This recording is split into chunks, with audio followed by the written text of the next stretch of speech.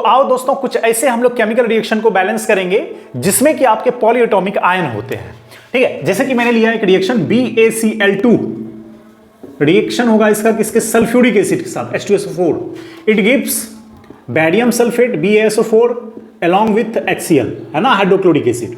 देखो इस तरह के रिएक्शन में देखो यहां पे दोनों ही साइड आपके पॉलीएटॉमिक आयन है ना, दोनों ही साइड आपके क्या है, पॉलीएटॉमिक आयन है। तो जब हम लोग यहां पे एटम को लिखते हैं, जैसा कि मैंने आपको बताया था, क्या कैसे, देखो यहां पे बेरियम है तो बेरियम को लिख देते हैं, उसके बाद से क्या है, क्लोरीन है तो क्लोरीन लिख देते हैं, और यहां पे देखो हाइड्रोजन है, ठीक है, उसके बाद बेरियम हो गया, क्लोरीन हो गया, हाइड्रोजन हो गया, उसके बाद आपके क्या है, सल्फेट आयन। ये जो पॉलीएटॉमिक आयन है ना, इसमें आपको ये नहीं करना कि सल्फर को अलग लिख देना है, ऑक्सीजन को अलग, ये बिल्कुल गलत हो जाएगा, है ना। कर सकते हो उसके थ्रू, बट ये काफी कॉम्प्लिकेटेड हो जाएगा। तो क्या करते हैं हम लोग यहाँ पे SO4 को एक ही साथ लिख देते हैं, क्यों, क्योंकि रिएक्टेंट साइड भी आपके SO4 है और प्रोडक्ट साइड भी आपके SO4 है। तो हमने क्या किया, यहाँ पे लिख दिया। अब आ जाओ, देखो बेरियम में यहां पे हम लोग क्या करते थे, एक कोफिशिएंट लगाते थे, इसमें मैंने लगा दिया A, B, C और ये हो गया D, है ना, ये कोफिशिएंट ऐड करते थे, याद रखना, है ना।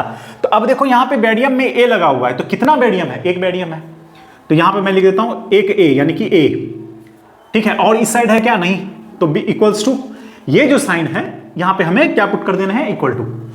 अब देखो इस साइड बेरियम कितना है, एक है, वो किसके पास है, तो C के पास है, इक्वल टू क्या हो जाएगा, C हो जाएगा। अब आओ क्लोरीन में, क्लोरीन यहां पे कितना है, 2 है ना, तो 2 इंटू A कितना हो जाएगा, 2A हो जाएगा। और इस यहां पे क्लोरीन है क्या, नहीं है, यहां पे क्लोरीन है क्या, हाँ, D के पास है, और कितना है, 1 है, तो यहां पे इक्वल टू क्या कर देंगे, D कर देंगे। अब आ जाओ हाइड्रोजन देखते हैं। हाइड्रोजन देखो इस साइड नहीं है, यहां पे है, किसके पास है, तो B के पास है, कितना हाइड्रोजन है, तो 2 है, तो भाई ये हो जाएगा 2B आपका इक्वल्स टू, और कहीं है हाइड्रोजन, यस यहां पे है, कितना है, D के पास 1 है, तो इक्वल्स टू क्या हो जाएगा, D हो जाएगा। चलो अब देखते हैं सल्फेट आयन। सल्फेट आयन किसके पास है, तो B के पास है, तो यहां पे मैं लिखता हूं वो भी 1 है, तो B इक्वल्स टू, और यहां भी देखो आपके सल्फेट आयन है और वो कितना है, C के पास है और वो भी 1 ही है, तो यहां इक्वल टू क्या कर देंगे, C कर देंगे, ठीक है। अब देखो एक चीज समझाता हूं मैं यहां पे, अब मैंने ये बताया था आपको कुछ ऐसा वैल्यू लेना है ताकि सब कुछ, मतलब एक मिनिमम वैल्यू लेना है ताकि हम लोग सबका वैल्यू निकाल सकें।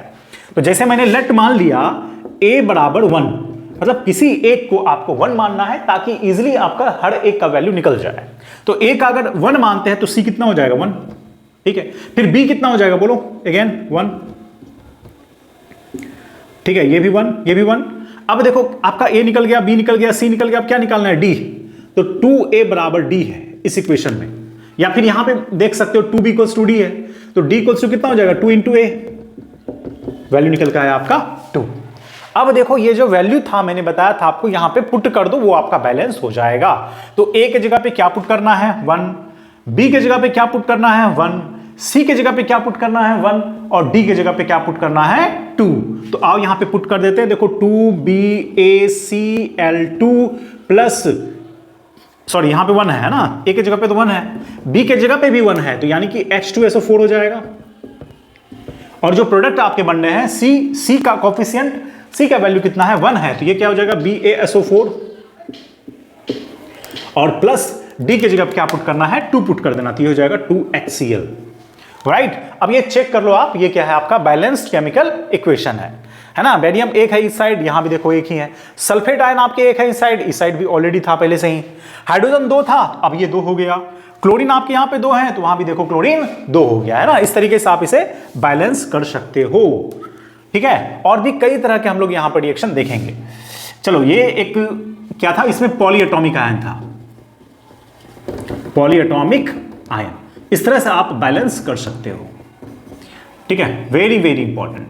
चलो एक और इक्वेशन देखेंगे यहां पे, PbNO3 ट्वाइस, है ना, इसका डिकम्पोजिशन रिएक्शन करेंगे तो यहां पे बनेगा आपका लेड PbO, लेड का ऑक्साइड बनेगा अलोंग विथ नाइट्रोजन ऑक्सीजन, ठीक है। अब इस रिएक्शन को हम लोग क्या करेंगे, बैलेंस करके देखेंगे, ठीक है।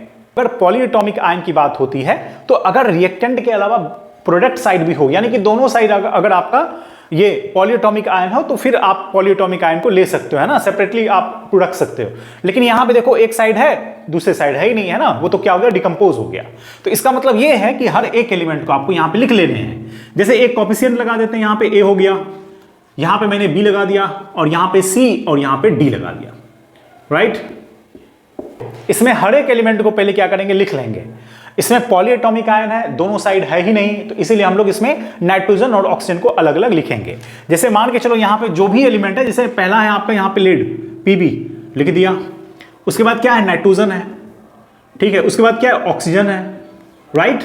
नाइट्रोजन ले लिया, ऑक्सीजन ले लिया, लेड ले लिया हमने, ऑक्सीजन ले लिया, फिर क्या है, नाइट्रोजन ले लिया, ऑक्सीजन ले ही लिया, है ना, यही तीन है आपका, राइट, यही तीन है। देखो देख लो जरा एक बार, है ना, लेड है, नाइट्रोजन है, ऑक्सीजन और कुछ भी नहीं है, ठीक है।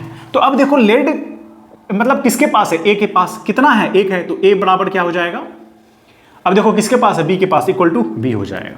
नाइट्रोजन की बात करें, देखो नाइट्रोजन कितना है, 2 है, और ये किसके पास है, ए के पास है, तो क्या ये 2a हो जाएगा इक्वल्स टू, और देखो नाइट्रोजन कहीं पे है क्या, यहाँ सी के पास है, कितना है, 1 है, तो सी लिख दिया।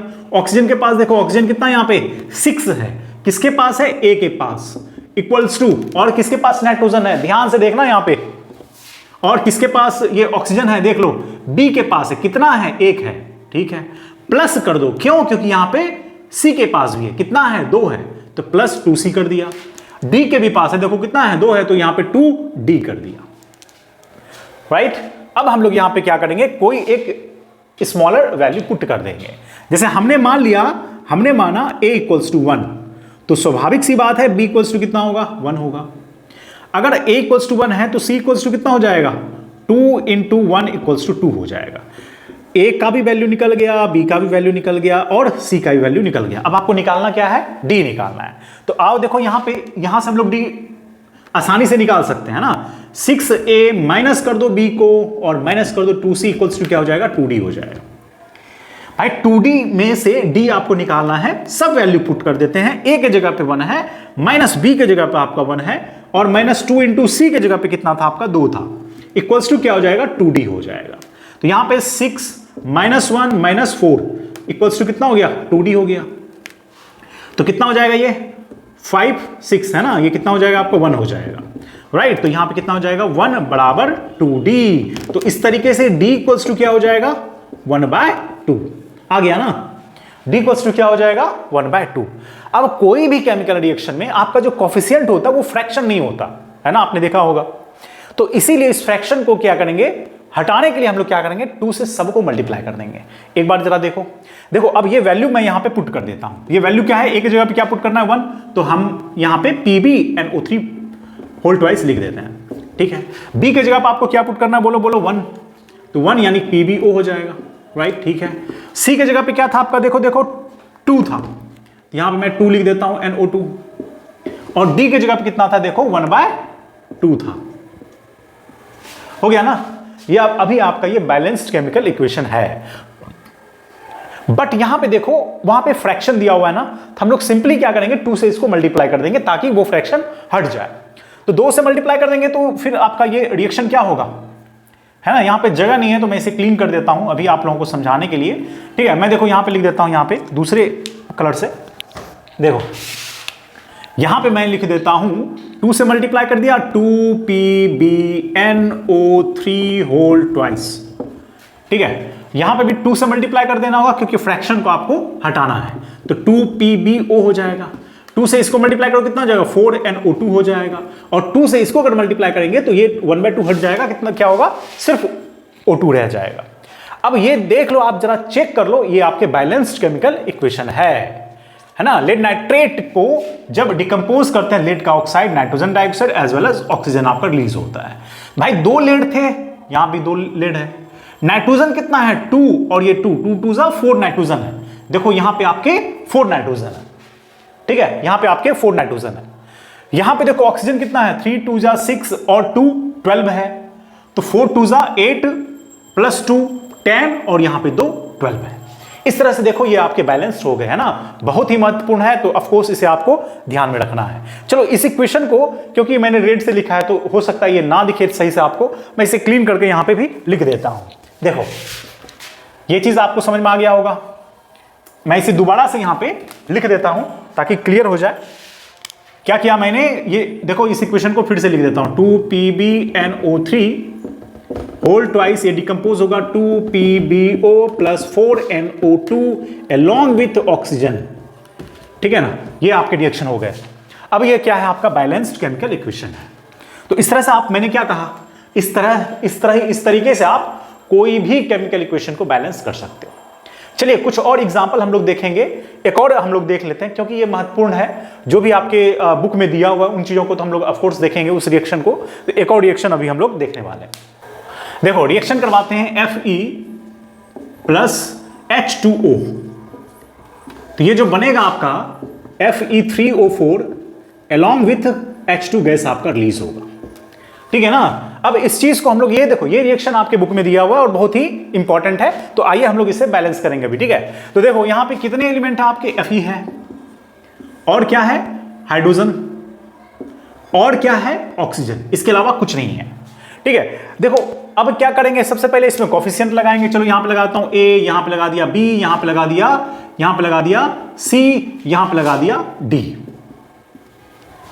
ठीक है ना। ये हमने यहां पे कोफिशिएंट लगा दिया। ये रहा A, B, C and D, ये कोफिशिएंट हमने लगा दिया।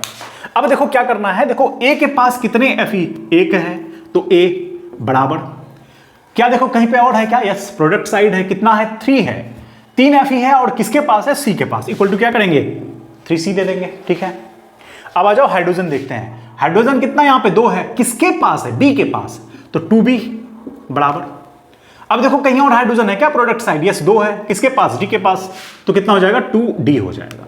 भाई साहब अगर ये 2B इक्वल्स टू 2D है, 2 तो कटा सकते हो ना, 2 को मैंने कटा दिया तो कितना हो जाएगा, B इक्वल्स टू D, है ना। 2 को मैंने कैंसिल कर दिया, B इक्वल्स टू क्या हो गया, D हो गया। अब ऑक्सीजन की बात करें, किसके पास है, B के पास, कितना, 1, ऑक्सीजन देखो वहां पे कितना है, C के पास 4, है ना, तो 4C हो जाएगा, ठीक है। तो चलो यहां पे हम लोग वैल्यू निकालेंगे। वैल्यू निकालने के लिए हमने क्या किया, देखो हमारे लिए आसान होगा, C को हम लोग 1 मान लेते हैं। अगर आप A को 1 मानते हो तो भी C इक्वल्स टू 1/3 निकलेगा, है ना, फ्रैक्शन में निकलेगा।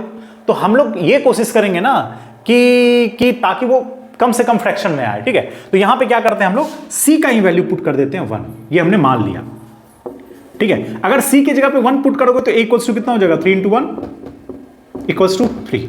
C निकल गया, A भी निकल गया, ठीक है। A B, अब क्या निकालना है, B निकालना है। तो देखो B इक्वल्स टू क्या है, D है, चलो D का वैल्यू नहीं निकला हुआ है तो छोड़ देते हैं इसे। यहां से देखो B इक्वल्स टू कितना है, 4C है, तो B equals to 4C, C के जगह पे कितना है, 1, तो 4 × 1 इक्वल्स टू 4, क्या निकल गया, B भी निकल गया, A निकल गया, B निकल गया, C निकल गया। अब आपको क्या निकालना है, D निकालना है। तो ऑफ कोर्स यहां पे B इक्वल्स टू D है और B का वैल्यू कितना है, 4 है। तो B इक्वल्स टू, अगर B इक्वल्स टू D है तो B equals to D equals to कितना हो जाएगा, 4 हो जाएगा, है ना, दोनों ही आपके 4 है। अब क्या करना है बोलो, ये वैल्यू क्या करेंगे, इस कोफिशिएंट को हटा के ये वैल्यू पुट कर देंगे। तो A के जगह पे क्या पुट करना है, 3Fe प्लस B के जगह पे क्या पुट कर देना है हमें, 4H2O। उसके बाद से देखो C के जगह पे क्या पुट कर देने हैं आपको, 1, तो क्या हो जाएगा, Fe3O4 हो जाएगा। उसके बाद देखो D के जगह पे क्या पुट कर देना आपको, 4, तो 4H2 हो जाएगा। और ये जो है अब आपका बैलेंस्ड केमिकल रिएक्शन है। बैलेंस्ड केमिकल रिएक्शन आप चेक कर लो, है ना, ये बैलेंस्ड केमिकल इक्वेशन आप चेक कर लो, ठीक है। तो इस तरीके से हम लोग, मैंने क्या बताया कि कोई भी आप केमिकल इक्वेशन को बैलेंस कर सकते हो, ठीक है। आई होप ये वीडियो आप लोगों को अच्छा लगा होगा, ठीक है। तो इसी तरीके से और भी कई सारे एग्जांपल हैं, आप लोग चेक कर सकते हो, आप इसे बना सकते हो।